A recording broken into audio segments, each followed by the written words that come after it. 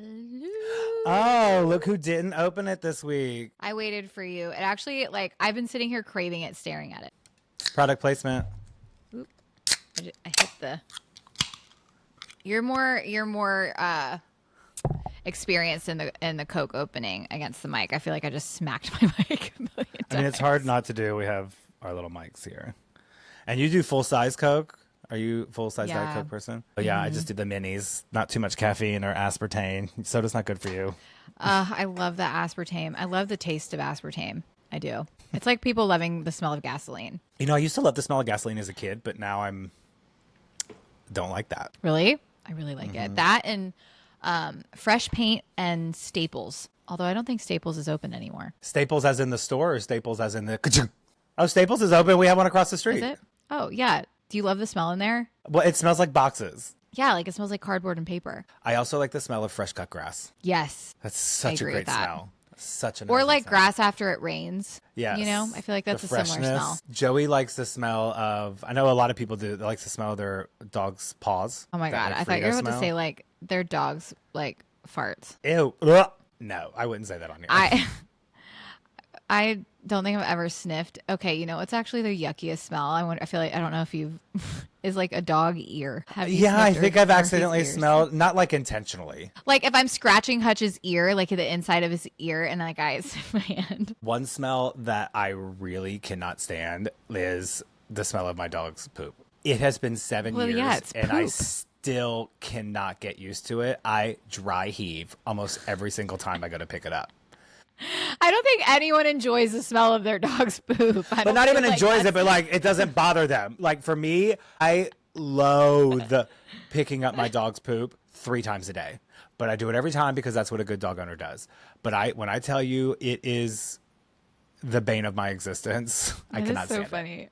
You set that up like it was some kind of hot take. I was ready for you to be like, I don't like the new car smell. But you're like, no, I can't stand the smell of my dog's poop like you and everybody else. But like it bothers me to the point to where I make audible sounds every day. And then it's You're like in an your audible hand person. and the way it feels. Oh! You know what's the worst is like after you pick up your dog shit and you have it like dangling from the bag in your hand and somebody wants to come up and talk to you or pet your dog and I'm like sitting here with shit in my hand. Like I can't engage in this conversation. Well, I walk around in a neighborhood. I have to carry it with me. That's what I'm saying. Exactly. Like when I'm carrying it home and the neighbor wants to stop or Hutch decides he wants to say hi to a neighbor and I'm sitting there with a bag of swinging shit. Ugh. What do we get here? And everyone should be picking up their dog's poop. I cannot Yes. stand when I walk around and there's just piles of shit everywhere. I don't give a... Yeah. Ugh, it's gross. You people should not be dog owners. The only time I haven't picked up Hutch's poop is if he pooped twice and I only brought one bag and then I'm like, oh my God, Hutch, we got to run home. We got to run. We got to get out of here. Or I'll pretend I picked it up. Not the pretend pickup. You know, I don't want to leave it there, but also like, especially if it's far down, I'm not going to walk back. Like, thank you. I fertilized your grass. Okay, fun fact, it's not fertilizer. It's actually really bad for the environment because it has so much disease and salmonella in it. Dog poop is not fertilizer. It's not like cows. Ew, I learned really? that because I thought the same for the longest time. And I happened to look it up because you know me, I'm very curious. I Google everything. Yeah. Not fertilizer. Does not act Really? as fertilizer. Really Interesting. fun fact. Okay. It's actually really bad. Well, apologies to all my neighbors that listen to our podcast. You haven't said anything about my hair. Oh, right. Your existential crisis has been resolved. Your hair does look good. It looks lush. It looks long. You look like model, evangelista. Thank you. Thank you so much. I call me Cusco. I got my fucking groove back, bitch. I feel like the last 9 months I have been the llama version of Cusco. It's going to be my personality for like the next 48 hours. I even posted on my story. I was like, feel free to mute me. I get it.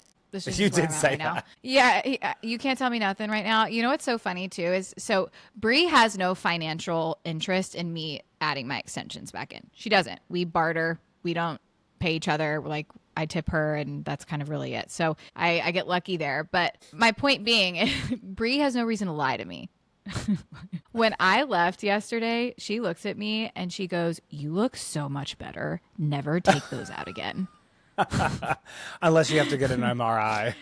Unless you have to get her MRI. And honestly, CJ, she said it so many times. I got to a point I was like, shut up. Like, you're making me feel bad. She just kept being like, you look so good. She was like, you're back. You're back. I don't know where you've been, but you're back. You are ugly. That's essentially what she said to me, but we'll let it slide. So funny. How was your weekend? What did you do? Well, actually, we didn't do a whole lot. Have got a lot done on the backyard, which is very exciting. I think I sent you pictures, right, of the stairs Connor built. So, well, you sent me a picture of wooden planks that look like stairs. They'll eventually be stairs. So it'll look good once it's done. It's just, granted, I guess I forgot to send you a picture of what it looked like before. Comparatively, it looks very different. Right, because as we discussed that you were the trailer trash of the cul-de-sac. Correct. Yeah. Right. So we didn't do anything other than, Connor did that. I didn't do any of that. I baked. What did you do? You said you have plans like all September. So what was your plans for last weekend? I had plans, but a couple people canceled, so we ended up just staying at home for a lot of it. But I had a baby shower for a really good friend of mine from my MBA program. That was pretty much it. We didn't see a movie. There were no movies. So I'll tell you that. I was just going to say, did you see a movie? No, we didn't. We didn't even go to the Grove. Really crazy weekend. The new season of Saltlake started this week. Did you watch? Oh my God. Yes. Joey and I watched it last night. Okay, can we talk about the RV? Oh my God. By the way, guys, when I say Salt Lake, I'm talking about Housewives of Salt Lake City. Right. It's the only one that I actually will give time to either because I think it's all just dumb and I'm so over the equation. But Salt Lake is so pedestrian that it's almost like train wreck. So I don't know why. But ever since Jen Shah got arrested, I have to watch. Yeah. The RV. But the RV. First of all, when that thing rolled up in Mary's driveway, and Mary again is the star of the show for me, and she says, "What the fuck?" And then and Angie's driving. Angie comes out and is driving this RV, and then she comes out, and Mary goes, "Why are you dressed like we're going to the office?" I love Mary. Can we talk about everybody's style? There is not one person on that show that has taste. Not one. Not one. No, it's so ridiculous. I mean, I like some of Bronwyn's look because I love an over the top, but some of them, like that hot dog outfit she wore a couple seasons ago or last season, I was like, what are you doing? But that don't mean you got taste. I am like, all of you look so ridiculous at all times. Not Angie wearing like a Fendi puffer jacket around the fire. They all just looked so stupid. I'm like, you're a campsite, but okay, first of all, then you have Brittany, who is not a snowflake holder, but who I think is one of the most out of touch, insane individuals. I have so much to constantly say about her. First of all, they roll up in this parking lot with this RV in front of this med spa place. And they're all like, where are we going? Where are we going? Oh, I didn't know that, of course. Yeah, Heather owns it.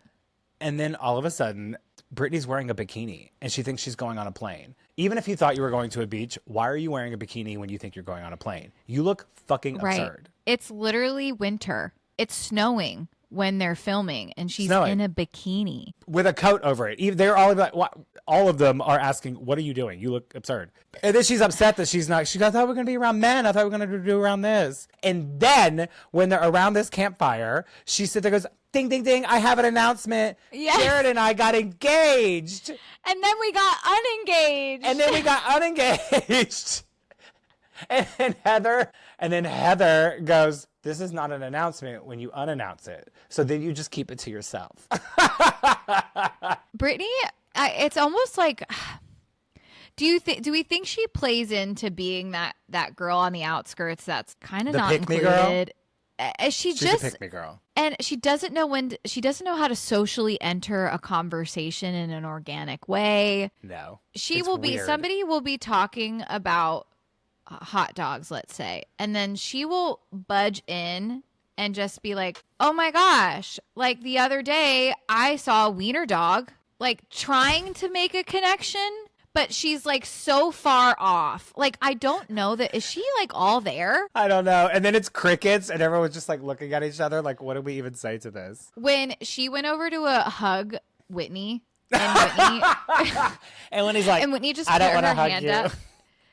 Whitney literally just goes, Brittany, I'm not ready for a hug right now. Speaking of Whitney, can we talk about her hair? Whitney's hair, that red hair, terrible. It's awful. Terrible. Who did her hair? It's pink. It looks like a bad box dye job. Like awful. It looks awful. And I do think she could look good with red hair if it was like done right. It was not done right.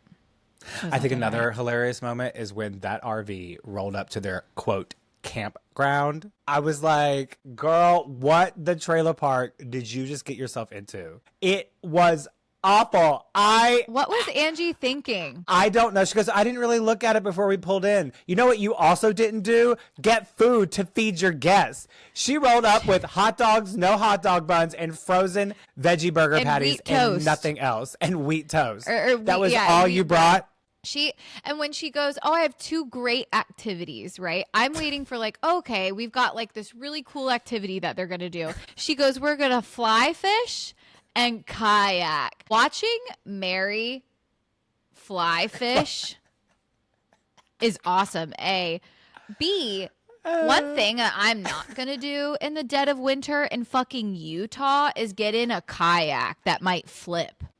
I was like, are you really putting Bronwyn and Heather in a kayak together? I was waiting for it to capsize. And then, honestly, though, I will say I was cackling. Like, Whitney, like, kept going backwards. She, like, couldn't get herself to go forward. I just don't know what the fuck Angie was thinking. And I know I would have been one of those girls that would have been like, I'm going to go home. I'm paid to be here. I want to go home. First of all, if I don't camp, I know those women don't fucking camp. And you're going to sleep one 8 RV. people in a tiny RV like that? 8 people. And 8 women that kind of hate each other, by the way.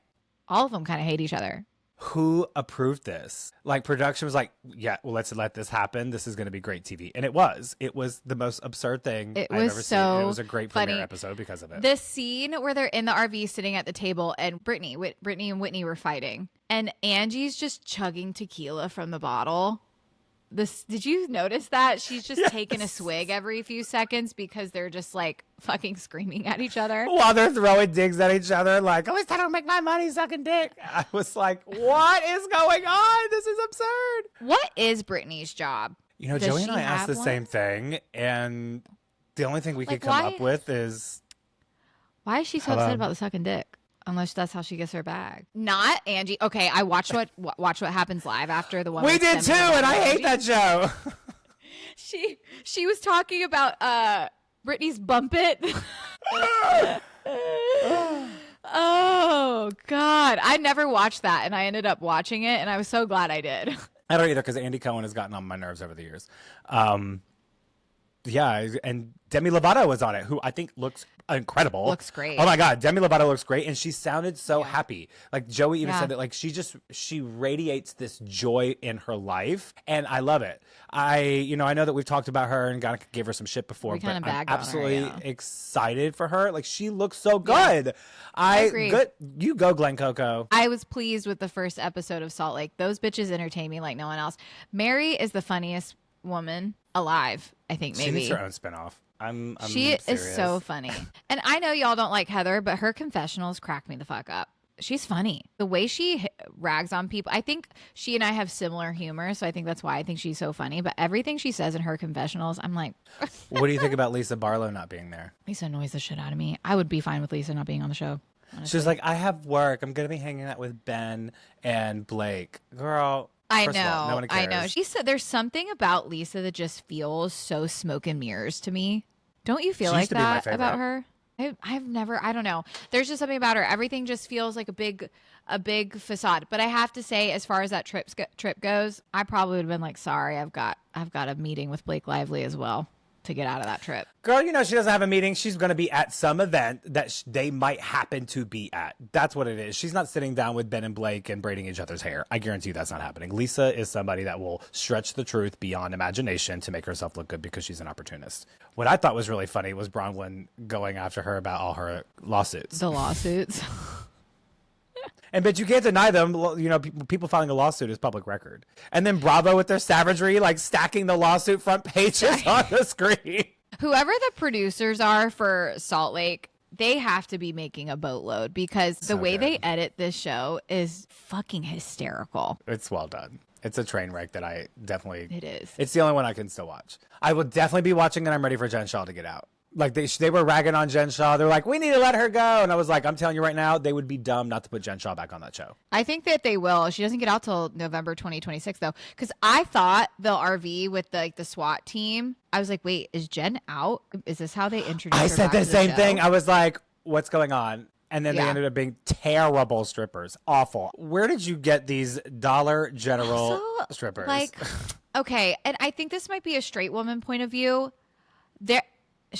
male strippers make me very uncomfortable. The body rolling. No woman wants a man doing this. I love a female stripper. I'm all about.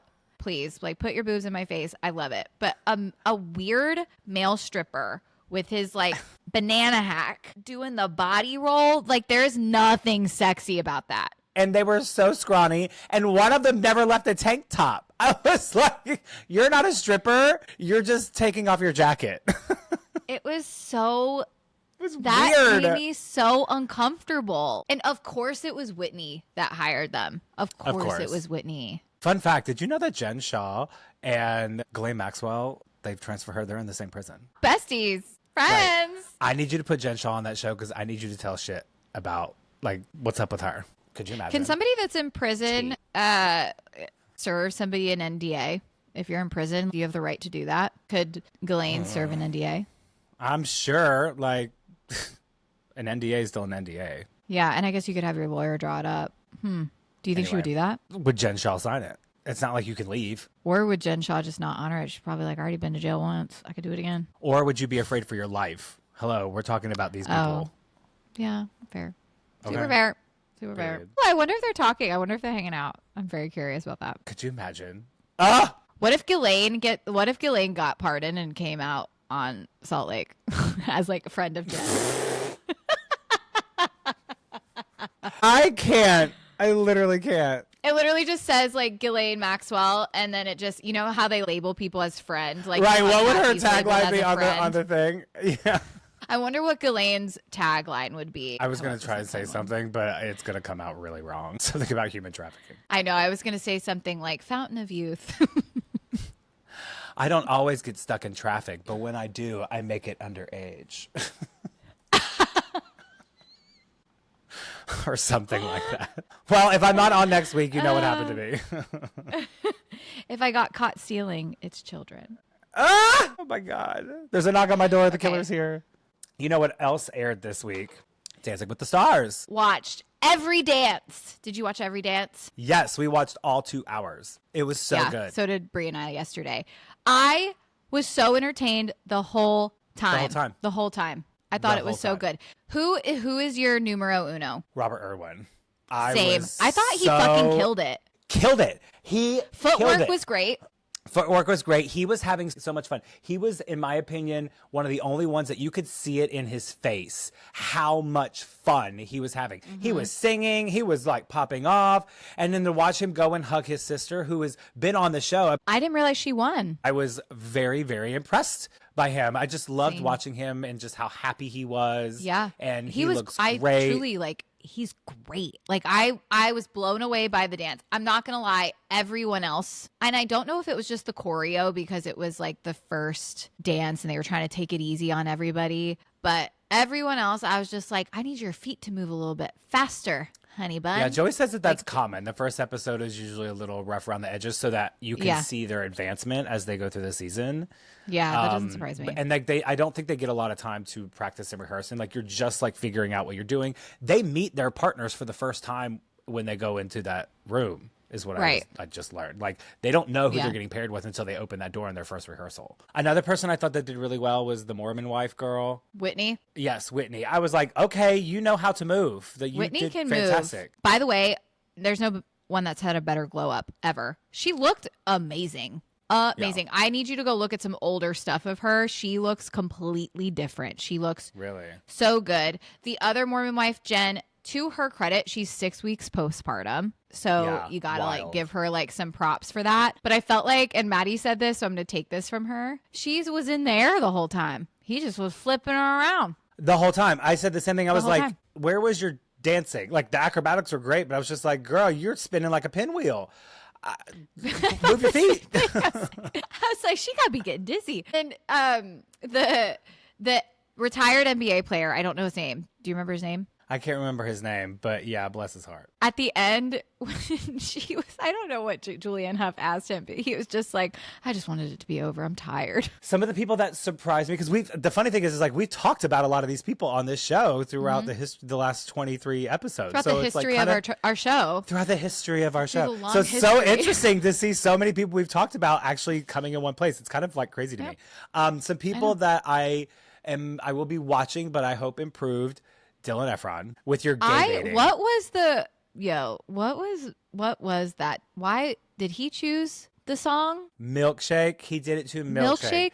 And the booty wiggles. I was like, Dylan. And him sharing that quote milkshake with Bruno in the beginning. I was like, what is with this gay baiting? He does that a lot on his Instagram. And he has this back and forth with the new gay male dancer. Yeah, Dylan's straight.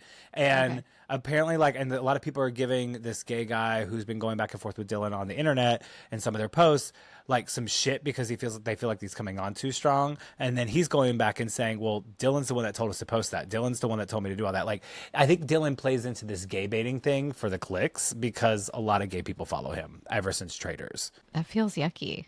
Rumor on the street. That's what the streets are saying. I mean, I don't find it yucky. I get why you're trying to. They label him as a quote content creator. So I get why you're trying to get the clicks. I don't. I think it's whatever. I'm like, okay. And he's gonna need the votes. Like in terms of popularity votes, like you got some big players on that show. So I get it. I thought that I felt like Alex wasn't challenged enough. I felt like the choreography didn't do her justice. Because she was a dancer when she was younger. So, but my God, that girl has the body of a dancer. Like her legs. Body. Did you see her She legs? looked great. Body. Yes. She looked amazing.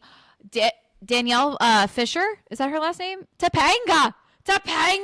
Oh my gosh, she looks incredible. She's a couple years older than me because I even had to look out. She's 43 incredible. or 44. She looks amazing. Amazing. I hope her She said it was her year of yes. She yeah. She said it was her year of yes. I was like, yes, Topanga. Oh, I loved Boy Meets World. Big fan. Her dancing wasn't, oh my gosh, but I was just blown away by her presence.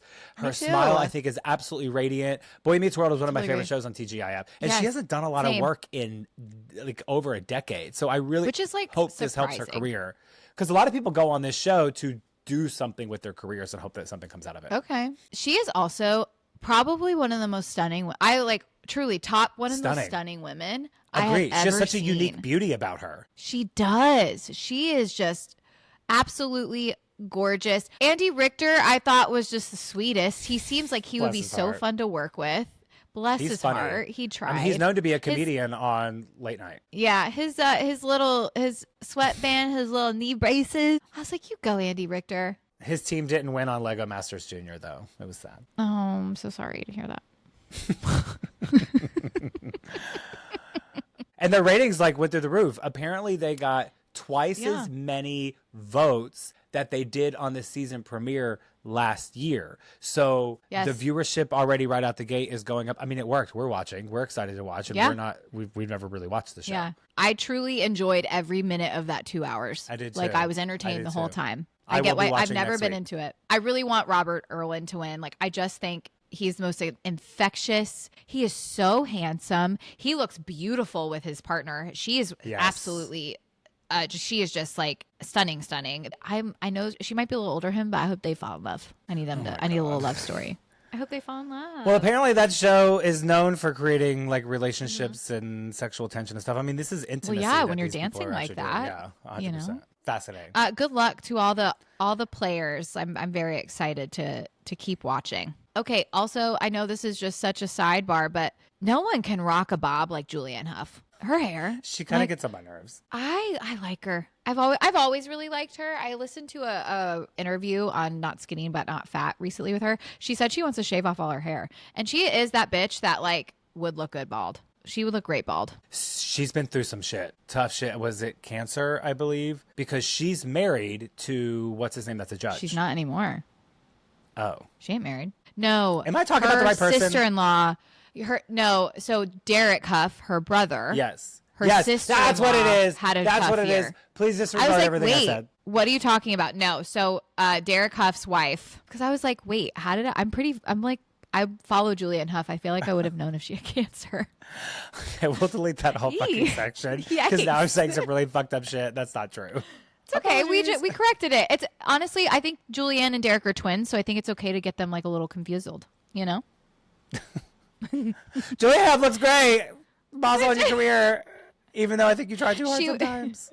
she'd be going bald out of very much choice. She wants to do it for the monks or something. I don't fucking know. What? Yeah, she wants I don't to follow her. I don't know. She said that she wants to do like some sort of thing with the monks, and she wants to shave her head. But she told her hairdresser that she wants her hairdresser to make her a wig so that she doesn't have to stay bald for a long time.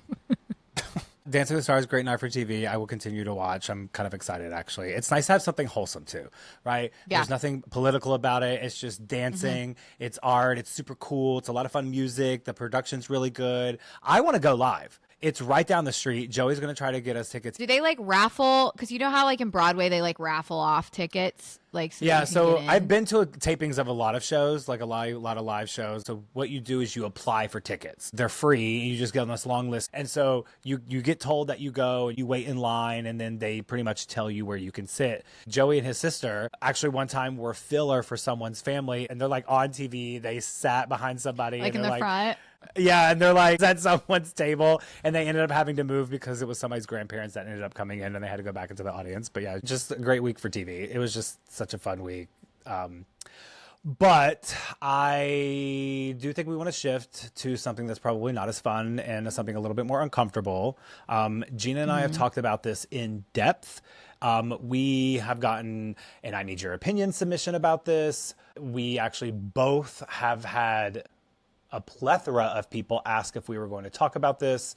And what I'm specifically referencing is the really awful, terrible things that happened last week.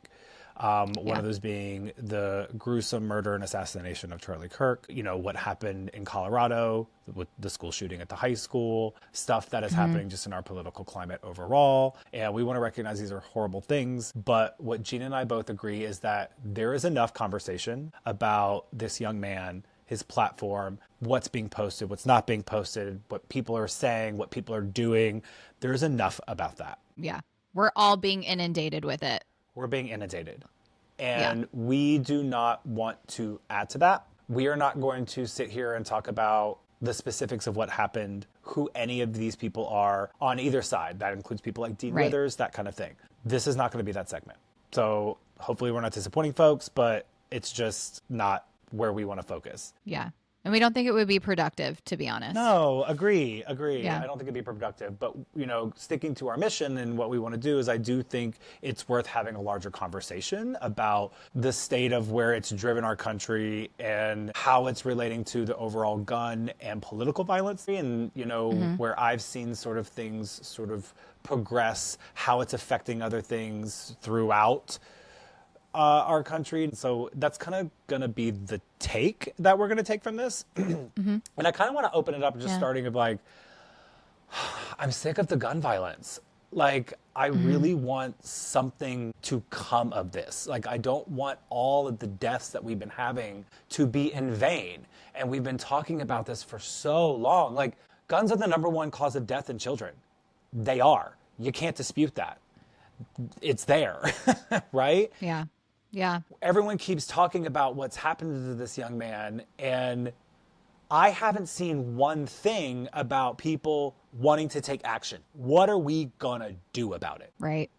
Why? I think it's a fair question. I think a lot of people are asking it, but I don't think a lot of people are asking it in a productive way. In terms from like the people defending, you know, the Second Amendment, right? And you and I are both gun owners. So I want to preface this by saying, DJ and I get it. Like we both own guns. I'm not anti-Second Amendment. I'm not. Right. And that's what I was about to get to. Just because you advocate for more gun control does not mean you're anti-Second Amendment. I don't think those two are mutually exclusive, because I think if we look into the history of the Second Amendment, that goes into government tyranny. And I think everybody should want to defend themselves from their own government, of course, A. But B, that does You're not advocating for shooting the government. I want to make sure that that's clear. Well, right. But the reason the Second Amendment was made in the first place was to defend, for citizens to be able to defend themselves from their own government. That was the origination of the Second Amendment. That was what it was for. Because I just want to be careful bringing down the heat that we're not advocating for if something were to rise up that we start turning guns on citizens. No. Okay. No. Okay. No. Just giving the peoples the history of why it was created. Those who advocate for the Second Amendment, there are a lot of us like CJ and I that still advocate for gun control in some way. I guess my question, and I'm curious your thoughts about this, because my simple answer, and I guess none of this is simple, is background checks and mental health screenings. However, how do we put that into practice? And I think that's a big question mark. Like, what does that actually look like? So you do agree that something needs to be done. We need to take action to make it harder for people to get guns, to be more regulated, for us to have more focus on, 100%. I agree, background checks, mental health evaluations, education, proper storage. Yeah. I don't think the solution is good guys with guns. I don't. And that is a very big argument. And I don't think giving more people more guns is a solution to combating gun violence. So you're talking like security in school? Is that what No, you're they're talking referring to? about giving everyone guns. Like our own president of the United States has said, well, why don't we just give them to teachers? What? No, that's not what we should be doing. That's a good idea. Well, no. Teachers aren't going to be comfortable having a gun in the classroom. I don't care if it's under lock and key or not. If I'm teaching I'm teaching 30 children that are not my own children, I don't want a gun in the classroom. Yeah. That's not their job. Also, their job is to teach. Having more active shooter drills in school. I've talked to teachers and they're like, oh yeah, we do these active shooter drills in our schools all the time. And these young kids know exactly what to do. And I'm like, I can't imagine my third grader knowing what's happening. And, people watch this gun violence, and what these kids go through is a very traumatic experience. And it happens. Like, I still remember the day Columbine happened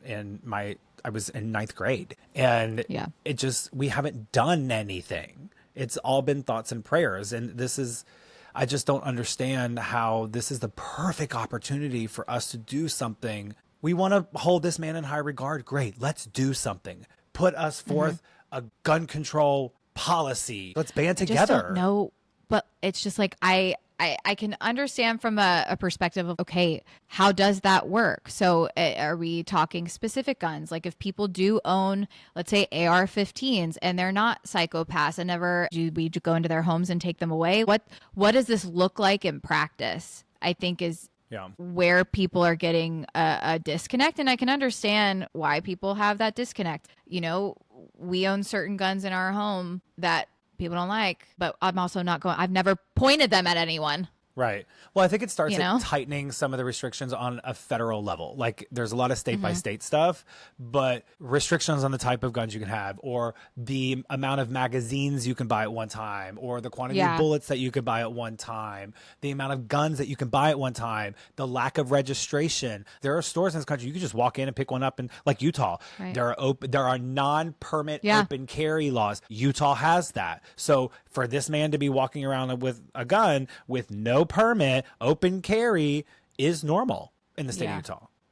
If you had that, why wouldn't people question that? To go get like Claritin D at a pharmacy, you have to sign your name and when you got it, and your Claritin D at the pharmacy is regulated because it has meth and people make meth out of it. But like, we can't do the same thing.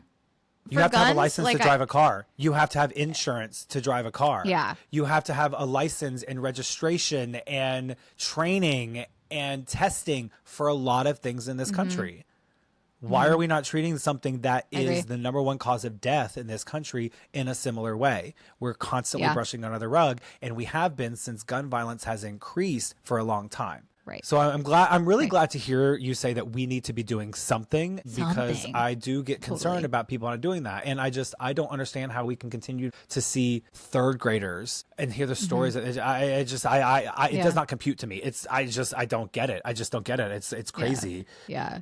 On the other side of that too, we have got to do more for mental health. I don't know what that looks like, because I think this mental health 100%. question mark is such a deep rooted. I think people have too much fucking access to the internet at too young of an age. I think in general, people, and you, me, everyone else has too much access to too much information. And I don't know how we put these worms back in the can, but for someone to walk into a school, for someone to walk into a church service for children and kill children, you are so mentally unwell and you have been so neglected by our system. I feel like we do have to tackle that just as much as we're tackling gun control. I think they go hand in hand.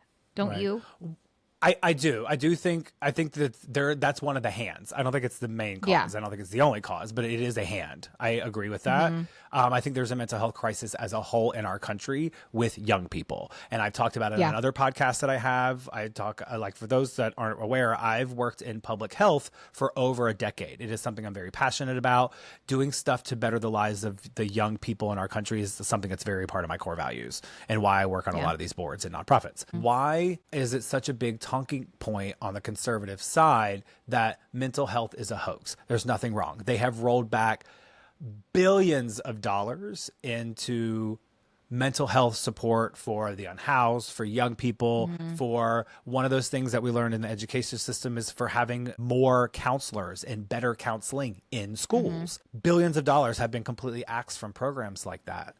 I talk to me about that. Help me understand why, like, we hear about anxiety and stress and all this stuff, and like, oh, we didn't have that when I was a kid. That's a hoax. It is something that I hear not just from people yelling in the ether on the internet. Everything that I'm talking about today is I'm coming from high political figures, from very high up people that are supposed to be setting an example for our country. Why is it on an administrative level are people saying fuck mental health? I think it's a great question. I wish I could tell you why that is a notion on the conservative side. I guess my only tangible answer, do you think it's generational? I mean, do you think, I think because that's part of it. I think a lot of conservatives, at least very far right conservatives, circle a certain demographic, because I think a lot of younger conservatives lean very center and do think heavily about mental health. But as far as our administration, I think that's a really great question. And I don't have the answer. The only thing I could possibly even think of might be a generational thing. I can also understand why people say, oh, well, that wasn't a thing when I was younger, because I don't think it was as bad at that time, because we didn't have so much access to all of these things. I think the internet and technology is one of the biggest contributing factors to such serious mental health issues. And there just was simply not that much access. And so when they say that, I don't necessarily think it's a cop-out. I do think that it's true.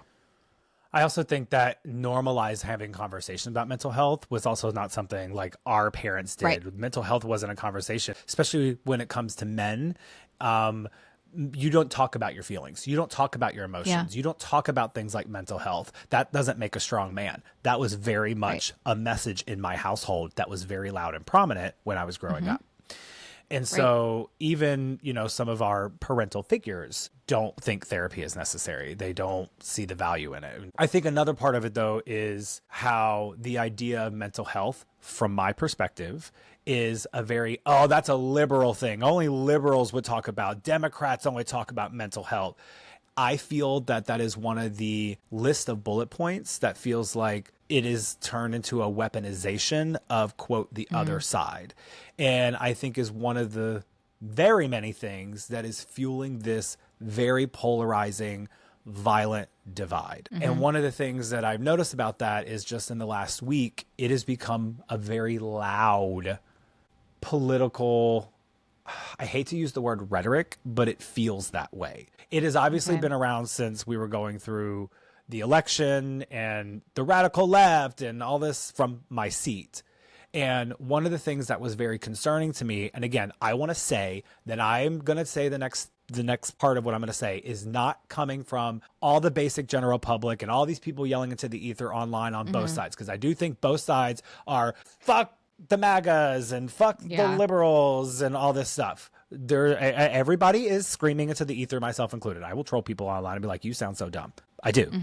I agree. However, when it starts to come to people that are very high-ranking political officials from the administration all the way down to Congress, and I would even say state legislatures, in my opinion, you have an obligation to set an example, and that it is up to you to make sure that the citizens are pushed in a path. If you want to preach unity, then your voice needs to be to preach unity. In the last week, I have seen the volume turned way up on the right in terms of our political figures, especially what happened after the events of last week. One of the very few first things that was being tweeted all over the internet before we knew anything about anyone was blaming trans people, was blaming the radical left. Even our own president said out loud in one of the first breaths was blaming us and blaming them. And they used the word them a lot. If it wasn't the radical left, it was very noticeable. And it was this huge collage of some prominent figures. And the other words that were being used, which made me very uncomfortable and very worried, was the term civil war. Or people just losing their shit. And I saw it on quite a few prominent political figures. And in my opinion, it is their responsibility, regardless of your political affiliation. You need to turn the volume down and get people to calm down so that we don't have an uproar in violence, which did happen. How do you feel about that? What has been your experience? Yeah, I mean, I think we both have been fed different things, right? Our algorithms are obviously going in very different places. Right. It's interesting because I think from your perspective, you're saying that our administration has incited violence through using words of civil war. But in the past, the amount of times that Biden tweeted that all of MAGA are a threat to democracy. I mean, I don't think any administration is safe from inciting fire and flame from the other side by any stretch of the imagination. I think in terms of how some of these things have been perceived and coming from the conservative side and just giving you the conservative perspective, you're talking candlelight vigils. You said that violence happened after this. Can you tell me what you're specifically Oh yeah, talking there about? was a huge like clash of the protests like between down in Huntington Beach was a big one here. Big. Like, oh my God. A clash of the protests. Because I did see that they were holding like a vigil for him. There were vigils, but there were people out there protesting with all the big MAGA flags, Trump flags, and all this stuff, and there were like people beating the shit out of each other. I did see someone get beat up because they were screaming "fuck Charlie Kirk," which why you would do that in the middle of a vigil for Charlie Kirk, I don't know. But I think that would be dumb. Yeah, so if that's what you're referring to, because I did see that in Huntington Beach. That just kind of seems like a dumb individual move. Like, why would you do that? But I mean, I hear you. And I think this goes so much deeper than one administration over the other. I don't think any administration, honestly, since I didn't even love Obama that much, but since Obama, I can't remember a time that an administration handled one of these things in a passive way. I didn't see people calling for actual action toward violence. I did see that this time. Calling for civil war is in telling people you need to get out there and fight back. That you've awoken a beast. And that thing, I will happy to share, but it was people make collages of these posts. Our president talked about it in his speech. So but it's interesting that you say that, because when we talked about the immigration and stuff before, you kind of condoned a little bit of that violence. Condone violence? Response.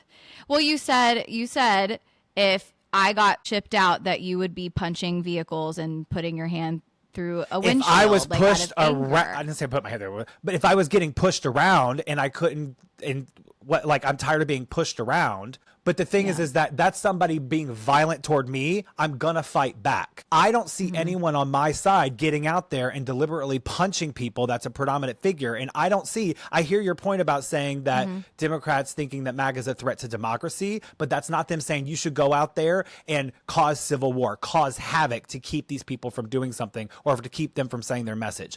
That is not the same thing to me. I wouldn't agree, because when you said awoken a beast, I think you're referring to Erica's address after Charlie passed. She did say, you'll hear my cry like a banshee. You've awoken a beast. She said those words. I wouldn't say that that's an incitement of violence. Now, I can understand from her perspective, her husband was killed in cold blood, and I would want to know what happened to it. And I think that comes from more of a message of just carrying on his goals. I don't feel like that was an incitement of violence. But I mean, I'm not telling you that you're wrong. I hear your thoughts. I think the most fair way we can drive this conversation is saying that we have such a serious problem regarding political violence on both sides. I have seen extremely violent liberals. I've seen it with my eyes, and I've seen extremely violent MAGA hardcore conservatives. And I think that more and more people are starting to adopt these very extreme views because of what we're all seeing on social media. Like you're seeing civil war. I'm seeing, oh, all these people are such a threat to democracy. We're seeing this on both sides on such a massive scale on social media that I think this is getting so much bigger than the nuances of right and left and liberal and non-liberal. Don't you feel like it's just getting so much bigger than all of this? Like it feels... I do. I do feel like I agree with you on that social media has turned into a problem. I do feel like there is a rise of extremism as a whole. Where I cannot agree with you is the fact that it is the same and that the call for violence is the same. I feel one side is physical and one side is saying that we need to get up, we need to change policies, we need to protest, I just don't see that as the same. And data doesn't suggest it. When you look at the data and when it comes specifically, let's say gun violence, let's just stick with that. The statistics from a shit ton of places, from big think tanks to federal, when you look at the data, there are tons of studies that look at decades and decades, all the way down to the 2000s, all the way down to the last 10 to 15 years, and the data is always the same. It is anywhere between 60 to 75% of, let's just say, convicted gun violence, either as a whole or even in schools. They are overwhelmingly conservative, right-leaning people. Are you talking like mass shootings, or are you talking just gun violence in general? Because I'd be curious to see that against gun violence in certain communities, black on black crime. I'd be curious to see the comparison of data there, because I don't know that that's the case. Let's stick with schools. Let's just stick with schools since that's something we're talking about. Okay. It is overwhelming. I will send you a ton of like studies and stuff, but if you want to say black on black, then you are focusing on a magnifying glass of one community and you are excluding another. I don't think that's a proper way of looking at the data. Now, I'm not saying correlation is causation. Are you doing the same thing by talking specifically about... I'm putting guns, schools? Period. End of discussion. Just guns, period. Okay. Schools are part of that. Why wouldn't we just look at schools, since that's a big cause of our country? It's the number one cause of death in children. Why wouldn't we just look at schools? You want to look at mass shootings? Great. Let's look at mass shootings. You want to look at gun violence as a whole? Great. Let's look at gun violence as a whole. All the data in the studies that I have seen, and it's not just, let's look at 50 of them. Let's look at a couple hundred of them. We're talking thousands of shootings over a course of history. I will send you some of that. And when we say data, are we saying they're registered Republicans? Is that registered people of how they affiliate, what they posted about? Like, you can obviously see how this person aligns, right? But one of the really interesting studies that I saw was people that were actually convicted of a crime, not just someone shot somebody, but like you were found guilty of doing this thing in a court of law. Right. So like that can set a tone. It's just not like, well, I think you might have. No, you were found by a jury of your peers and a court of law that you actually did it. Right. So that it's not a question of did you. So I have some of that. I will gladly say that I've taken screenshots of tons of studies and stuff because I, those that know me, I'm a data nerd. I'm very curious by nature. So I will definitely share with that. I have screenshots. I've saved some stuff that I've seen. And I think a lot of it also has to do with money. Special interest, and that's on both sides. Like everyone makes money from their politics, like that's period. But I think people monopolizing on it, like just as an example, Trump is estimated, but according to Forbes magazine, has made 40% of his wealth, billions of dollars in the last year. Are you saying off of gun? Like, are you saying off of like what are you saying? Just no, a big part of it is on his meme coin. No, he's capitalizing on his name and taking advantage of the fact that he can. His meme coin is a big part of that. His meme coin? What is a meme coin? Yeah, he launched, it's a cryptocurrency that he launched a little over a year ago, I think. But it's a big... Is it illegal for a president to profit off of other things when they're... There is a law about it, to be honest with you. I don't know the nuances of it, but there is a very specific law, but it's a good one. The way that he gets around that is like his son manages the company. His name has to, but like, you have tennis shoes, you have all these products that you're buying or that are available. Yeah, for he's a sale. business guy. That 0% surprises me. Not a good one. But I'd be shocked that if he was the only president who had other businesses through other family members on the side who profited significantly from. No, I'm not saying that they didn't. A lot of people make products, especially after the presidency. They write books, they do speaking tours, they do all these engagements. Like that stuff, they make money off of that. Of course, everyone does insider trading. Like, yes, they do. But I think we'd be silly not to say that special interest in money doesn't have a lot to do with what's happening in our political system. Like, even just sticking with the guns. Hello, NRA. Do you have any idea how much the NRA contributes to PACs? Oh, I know. Tons. I know it's a lot. Yeah. No, I know it's a lot. Now, I mean, I'd love to see the data. I know that you're a data guy. I think when it comes to data that we have access to, I have a hard time trusting a lot of data because I think data can tell any story you want it to tell.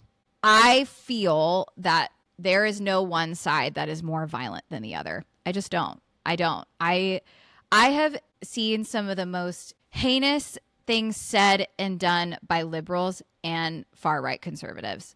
And I think it's getting to a point where like even you and I just sitting here going, oh, this one side is inciting violence. And me being like, I don't know, I think it's the other side. We are adding to this exact conversation. Wouldn't you agree? I mean, I get it. But regardless, social media plays a big part in it. To a point where I'm like, do we have to start regulating social media? Like, I don't, like this is getting crazy. And trust me, y'all, I am probably one of the most like least amount of government interference in my life as possible. But at this point, some of y'all need to be fucking censored because the amount of just, I've never seen hate the way I have seen it in the last week. I've never seen it like this to a point where I'm like having trouble sleeping. My nervous system is absolutely shot. I'm trying to get my algorithm to bring me up fucking dogs for God's sake. I think social media is going to be the end of our society if we don't do something. 100%. And agree.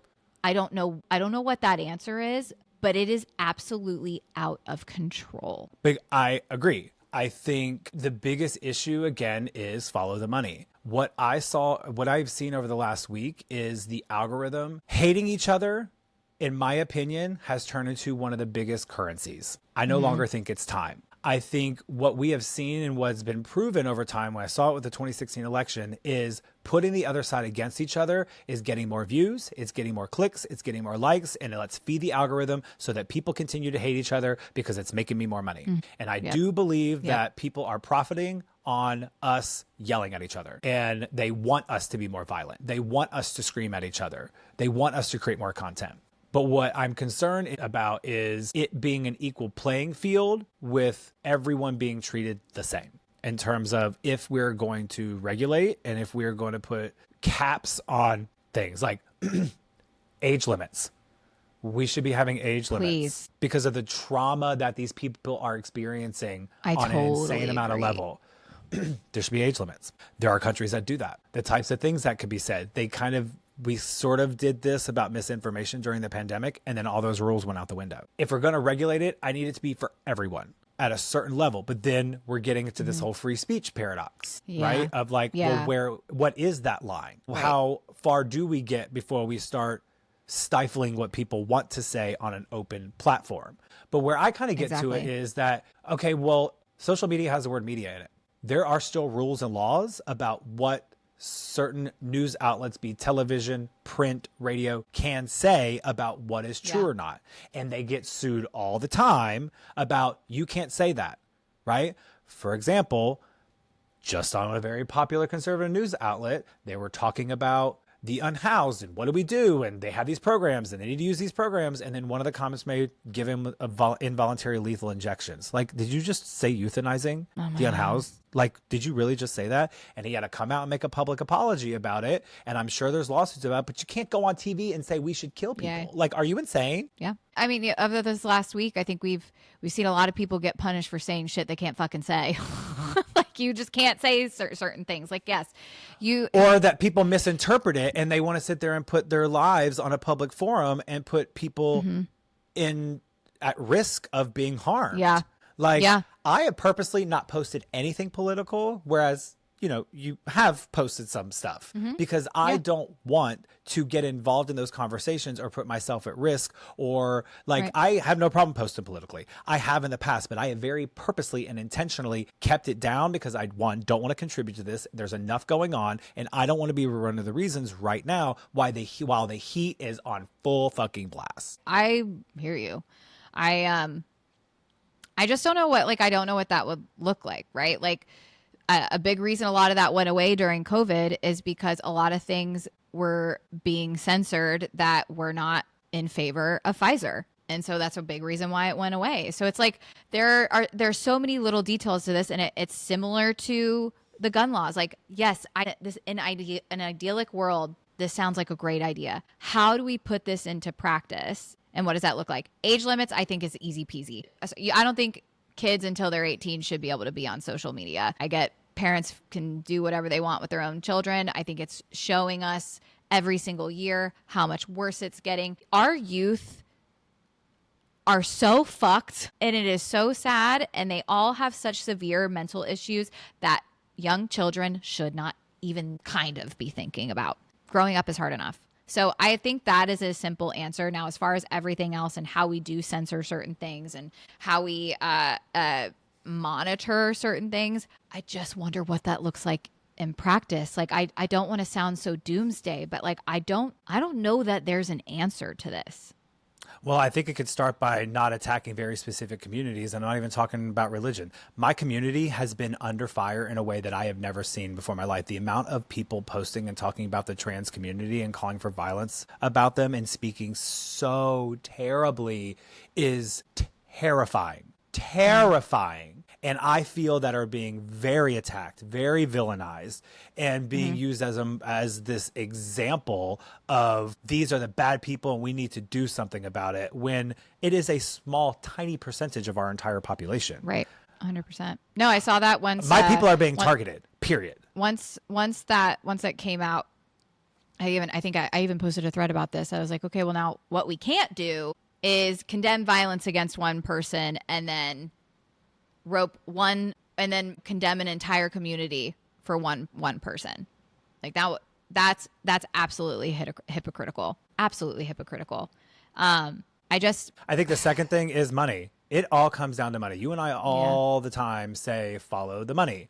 Yeah. There has to be rules about how money can flow. There has to. Who can have quick pro quos? Who can have influence because of their money? I think money is a very large problem in our country, and it always is. It's always cyclical, right? Like we talk about the Gilded Age. Literally, money is what caused, in my opinion, one of the big contributors to the Great Depression, right? If it weren't for the war, we wouldn't have come out of it.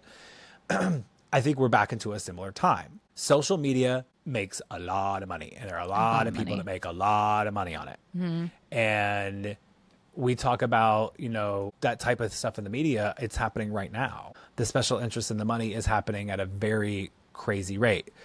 And I'm referring specifically to what's happening, just say in late night. It's all over the place. It just came out last night about Jimmy Kimmel, what happened with Colbert. And I can help you follow that money because I went digging through both of these. And it's all about these companies wanted to buy other companies, become these big media moguls. Yeah. Yeah. It's a problem. Yeah. It's just what does that look like for, what does that look like for social media?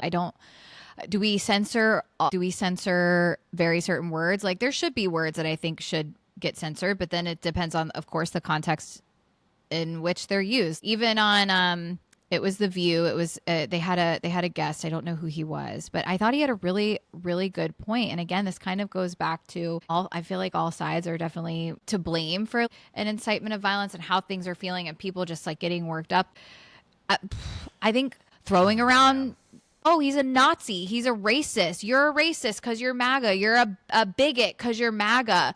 That stuff is also very harmful because it severely, of course, upsets a very large part of the liberal side when a lot of these labels are being placed on people just willy-nilly throwing, these are not nice words. These words have very big meanings. So do we start censoring those things on social media? Because those incite violence. They're not saying they're not violence in of themselves like civil war, but they fuel the fire as well. and they're just being tossed around at a certain group of people as well, when most of those people don't embody that at all. And so, like, do we just start censoring every word? Like I said, like, I don't want to sound doomsday. I don't know.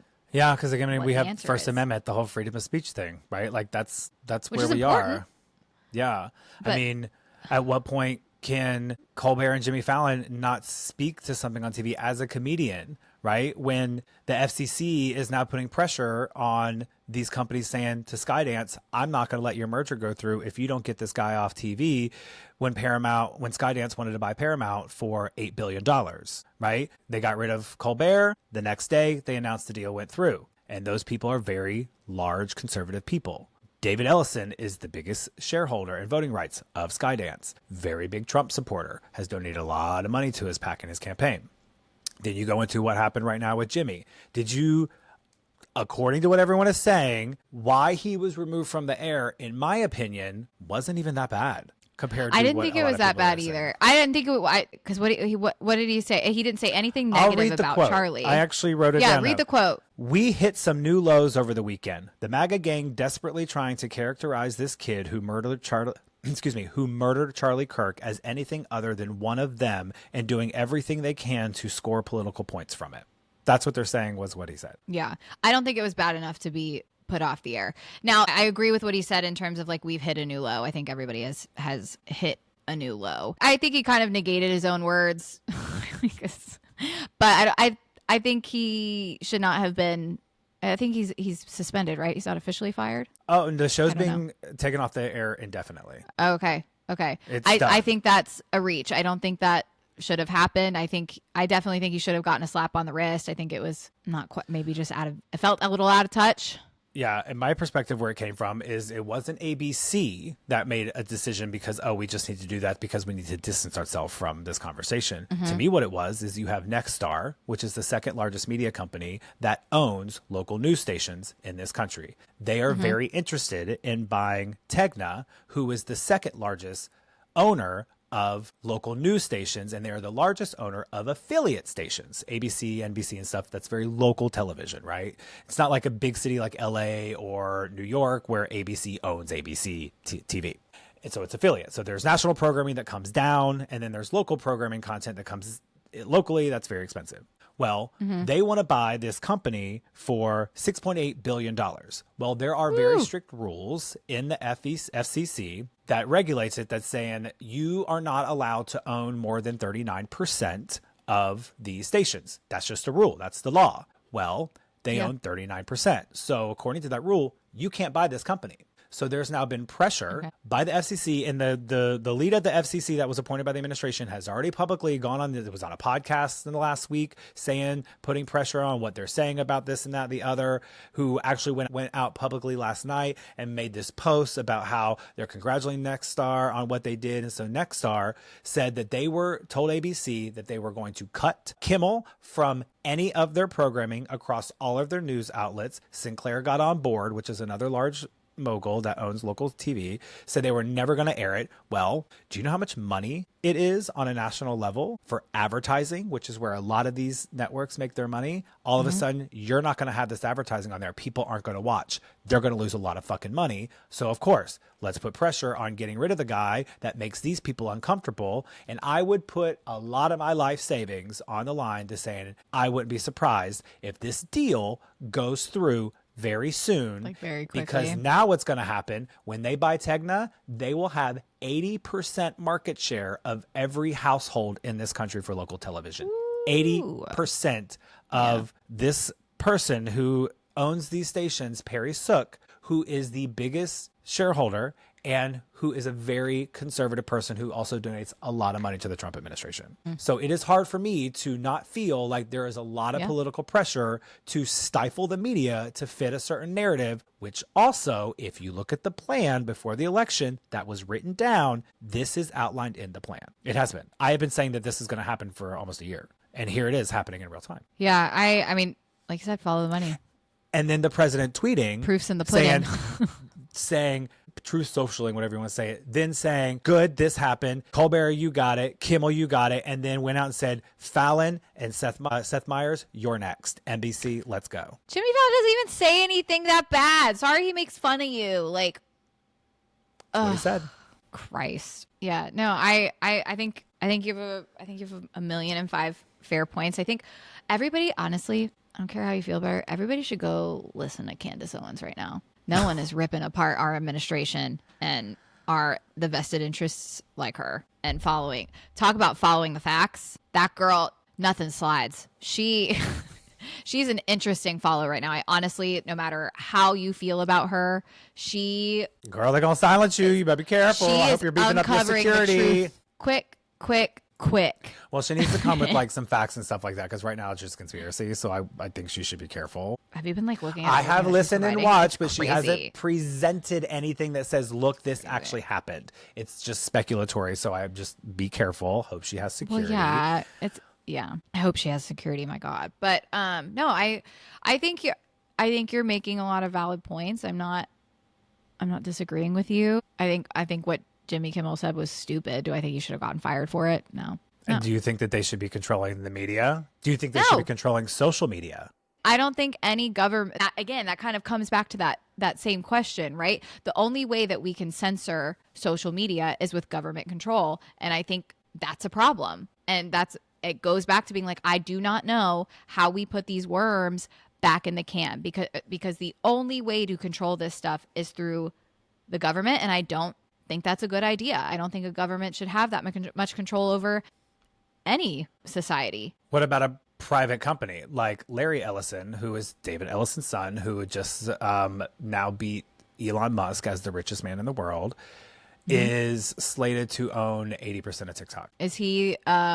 He's purchasing TikTok. He's a creator of Oracle. The amount has not been disclosed, but he would have 80% share of TikTok. I think that so if you have ownership of these media conglomerates in general, I don't think you should not have any vested financial interest in an administration, and anyone within the administration. You shouldn't be able to contribute to campaign funds. Is that not a law? Like, how is that not a law? It's not a law. So maybe that's a tangible place we could start. That sounds reasonable. No? I mean, I think it's going to take an act of Congress, not to be funny or cliche. I just think it's dangerous. And I think, they are extorting these people. Like, it's happening. The Ellison family is extorting, and I don't feel comfortable that they're not going to go after people they don't agree with on TikTok, just like they're doing in public broadcasting. Does he have a vested interest in broadcasting? Does he have a vested interest with our administration? Yes. Larry Ellison, the richest man in the world, is also a very big supporter of Trump. Okay, got it. Like his so father. that's my point. That's what I'm saying.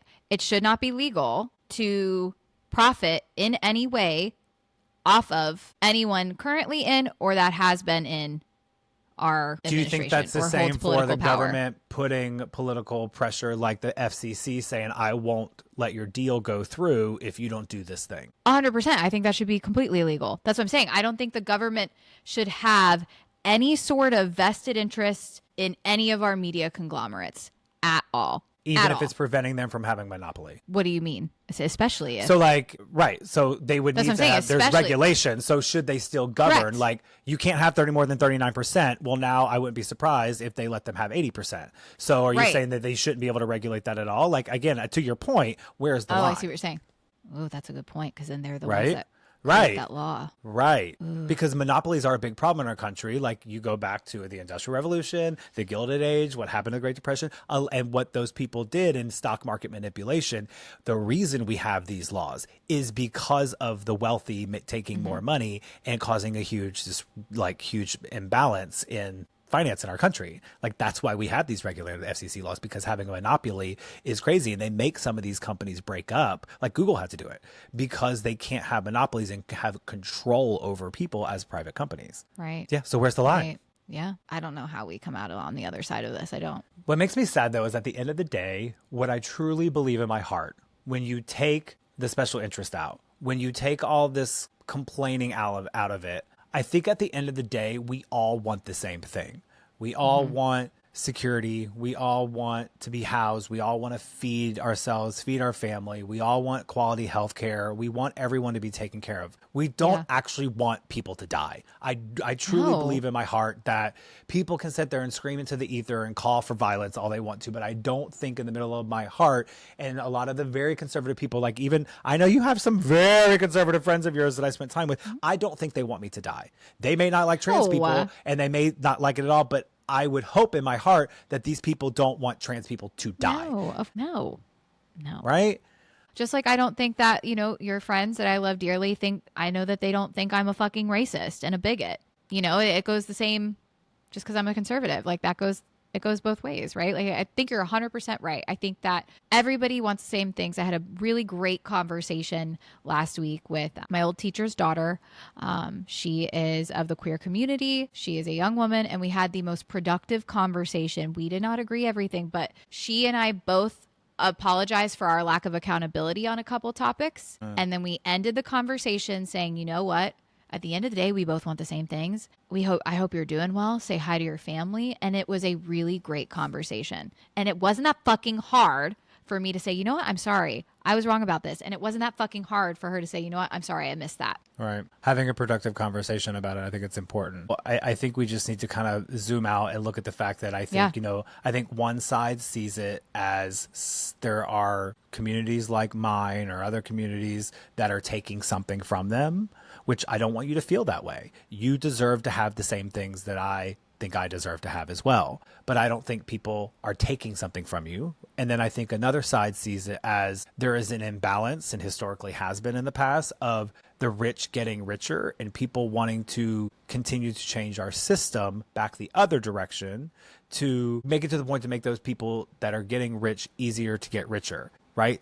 The money disparities in our country. I don't understand why we're not following the money by billionaires. And that's just, I think it is. I think people are pointing the fingers in the different directions, but we're not looking at the root cause, like what is actually getting to keeping all of us from getting the things that we all agree that we deserve. Yeah, I know. I think it's fair. I think you're right. I think one side thinks one way about the other, and the other side thinks another way about the other. I think that, there's this notion of like, I work hard for what I have. I don't want to share it. And then on the other side, you should have to share it. I would add that it starts to get so unobtainable because I feel like I'm constantly, like I felt this my whole life. I feel like I'm constantly sprinting to try and catch up. Like it's impossible for me to just feel like I'm like, once I get a hold of something like, oh, right, I'm doing really well. It's like, fuck, the goalpost has been moved again. I hear that. But I think more people feel like that than maybe what people believe. Connor and I say that all the time. We're like, fuck, dude. Like, why does this feel like, we look at our parents who bought their homes for $30,000 and we're like, why is this so hard? I think that more people should be asking that question. And I think everyone feels like that. And maybe that's it too, is just going back to, we all want and feel the same things. We just think we don't. But it all comes down to money. And where is the money really flowing? And what's the proportion of that? Yeah. But I will say, to say something positive, I think on the conservative side, I admire the passion. I think there's good passion. I think one of the things that I really like about the conservative side is how much they truly love our country and that they believe in the idea of freedom and the fact that we fought so hard to have a democratic republic. I think that is a very positive thing that I'm just going to say that I don't think it's all negative. I want to say something positive about the other side. And I think that is actually a really beautiful thing. The passion about the importance of the values that are rooted in our country and what we fought for, I think is really good. I think that I commend that. I agree. And on that note, what I love about liberals and what I feel is liberal about myself is I love the compassion for the melting pot and wanting to be America to be what it has historically been, which is welcoming to all, giving everybody a chance at their dream life and wanting that for everybody. And the genuine desire of wanting everyone to succeed I think is a beautiful attribute Yeah. of the liberal mindset for sure. Let's just destroy the dollar and any currency in the entire world, and we go back to trading like seashells. That's the solution. There, Great, we good solved. idea. We solved world hunger. We solved the problem. Yep, done. Well, obviously, this big conversation took a lot of time today, so we'll next week we'll catch up on all of our favorite things. Inyos, we've got some great yasses and passes, but I think this was an important conversation to have today, and hopefully you guys agree. And again, I think it sticks to our mission. I think it was really good that we had this conversation.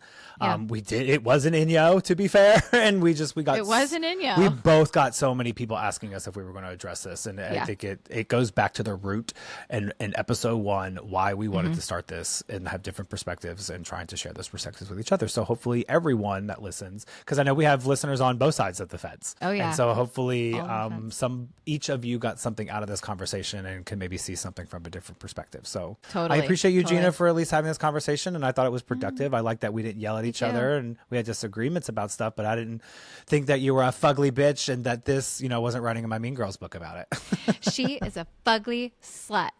Yeah, that's what it was. No, yeah.